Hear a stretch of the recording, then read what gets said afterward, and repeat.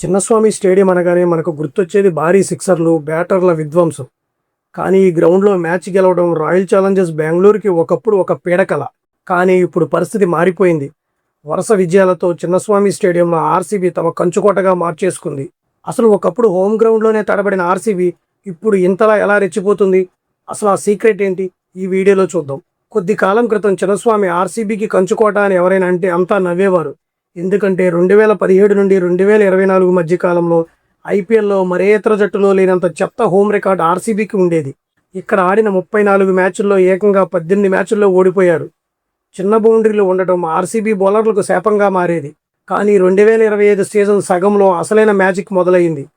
అప్పటి నుండి వరుసగా 5 మ్యాచుల్లో సొంత మైదానంలో గెలిచి రికార్డు సృష్టించింది ఆర్సీబీ.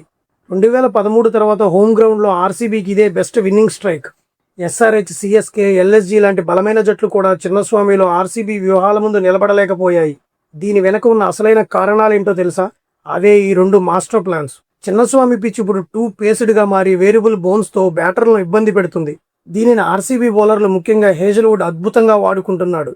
ఎల్ఎస్జీతో జరిగిన మ్యాచ్లో హేజల్వుడ్ ఏకంగా 23 బంతులను గుడ్ లెంత్లో వేసి మ్యాన్ ఆఫ్ ది మ్యాచ్ అవార్డును తీసుకున్నాడు. ఇక్కడ అసలు మ్యాజిక్ ఏంటంటే ఆర్సీబీ బేసర్లు 82% బంతులను ఈ లెంత్లోనే వేస్తున్నారు.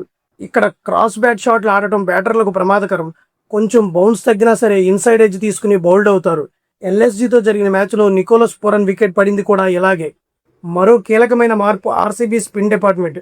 చాహల్, హసరంగా లాంటి అటాకింగ్ స్పిన్నర్లకు బదులుగా ఆర్సీబీ ఇప్పుడు పరుగులను కట్టడి చేసే డిఫెన్సివ్ స్పిన్నర్లను ఎంచుకుంటుంది.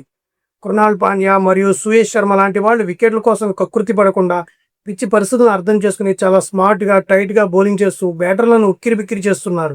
ఈ మార్పు గురించి వైస్ కెప్టెన్ జితేష్ శర్మ ఏమన్నాడంటే, ఈ సంవత్సరం మేము పిచ్చిని అర్థం చేసుకుని చాలా స్మార్ట్గా, వ్యూహాత్మకంగా ఆడుతున్నాము. అందుకే సొంత మైదానంలో అన్ని మ్యాచ్లు గెలుస్తున్నాము. ఇక ఆర్సీబీ క్రికెట్ డైరెక్టర్ మో బాబాట్ అయితే తమ సక్సెస్ సీక్రెట్ బయటపెట్టడానికి అసలు ఇష్టపడలేదు. ఇతరులే తమ ఫార్ములాని కనుక్కోవాలంటూ సైలెంట్ అయిపోయాడు. 2025 నుండి చూసుకుంటే ఐపీఎల్లో ముంబై ఇండియన్స్ తర్వాత బెస్ట్ హోమ్ రికార్డ్ ఆర్సీబీదే. వాళ్ళ బ్యాటింగ్, బౌలింగ్లో 2 అద్భుతంగా సమన్వయంగా ఆడుతున్నారు. ఆర్సీబీ ఇదే పర్ఫార్మెన్స్ కంటిన్యూ చేస్తే చిన్నస్వామి ఆర్సీబీ కంచుకోట అనే మాట ఇక మీద ఎవరికి జోక్లా అనిపించదు. మరి మీరేమనుకుంటున్నారు? ఆర్సీబీ యొక్క ఈ బౌలింగ్ మరియు బ్యాటింగ్ ప్లాన్తో ఈసారి కప్పు కొట్టే ఛాన్స్ ఉందంటారా? ఏ జట్టైనా ఆర్సీబీ కంచుకోటను బద్దలు కొట్టగలదా? కింద కామెంట్స్లో మీ అభిప్రాయాన్ని చెప్పండి. ఈ వీడియో నచ్చితే ఖచ్చితంగా లైక్ చేయండి. మీ ఆర్సీబీ క్రికెట్ ఫ్రెండ్స్కి షేర్ చేయండి. ఇలాంటి ఇంట్రెస్టింగ్ క్రికెట్ అప్డేట్స్ కోసం మన ఛానల్ని సబ్స్క్రైబ్ చేసుకోండి. మరో వీడియోతో మళ్ళీ కలుద్దాం. అంతవరకు సెలవు. జై హింద్.